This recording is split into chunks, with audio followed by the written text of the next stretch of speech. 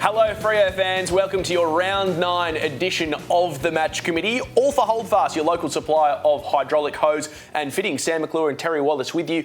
Player, the Dockers, they've got a real opportunity this week. They didn't get the result they wanted at home against a pretty good Richmond outfit, it must be said. They played brilliantly, but they come to Marvel Stadium with real hope, I reckon, and positivity around beating the Bombers. Yeah, no doubt whatsoever. I mean, last week they were just, really, it was taken to them early and they just didn't handle that situation at all. I think they're a bit surprised by what Richmond threw at them. But this week, the longer they stay in the game against Essendon, the more you start to feel that they can really get a result and that they will grow with that. And it's almost the opposite from an Essendon point of view. The longer that Freo are in the match, they get nervous. The nervousness that will come into the Essendon crew. They're going to come and try to do what they did a few weeks ago to GWS in Canberra. If they can bring that sort of intensity, that's where they'll have a real chance. Let's have a look at the teams. It's Saturday night at Marvel Stadium. There are 2 changes at the Dockers. Blakely and Juman come in for the omitted Collier and Nyhouse. The Bombers have 5 changes. Bagley, Begley,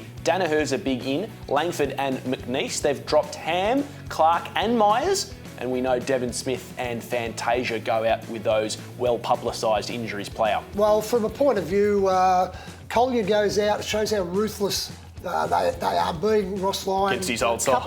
Couple of losses in a row and really wanting to prove a point. And Collier doesn't get the opportunity to go back and play against his old team. And I think that's you pick the side. It's not there in niceties, and I think that's the right way to go about it. Look. This is a good enough side to go to Melbourne and really be able to take it up to the Bombers. It still seems to me a reasonably well-balanced side. As you said, they didn't get the result last week. I really like Blakely back in the side. I think he's a really fine young player, and I do expect them to take it up. Switkowski, I thought, was very good last week, starting to sort of really balance himself off as a senior player as well.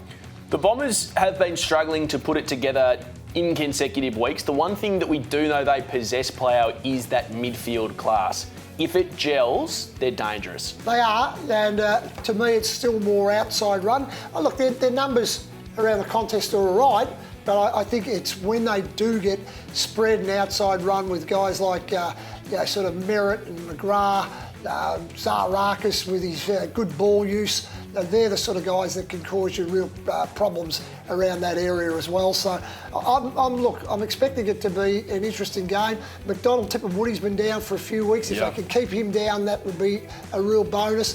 The thing with Danaher is the big one for me.